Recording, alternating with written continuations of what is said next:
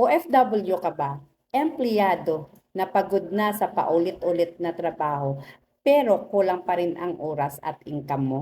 Paano kung may paraan para kumita ka gamit lang ang cellphone or internet connection kahit nasa bahay ka lang? Hello everyone, my name is Eileen. Kung ikaw ay OFW or empleyado na gusto magkaroon ng extra income online, baka ito na po yung site or ito na yung hinahanap mo. Dati, ang akala ko, kailangan na magtrabaho ng matagal para umasenso.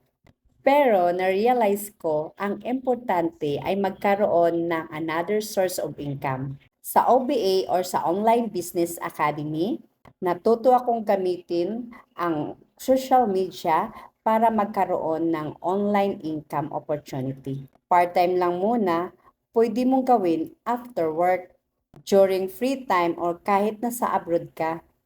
Hindi kailangan expert dahil may community na tutulong sa'yo step by step. Mas maraming oras para sa pamilya, less stress sa finances, at may chance ka makapag-build ng additional income habang nagtatrabaho ka pa rin. Kaya kung open-minded ka at gusto mong magtuto ng online opportunity, i-follow mo ako, like and share this video, drop your age or location para ma-prioritize kita.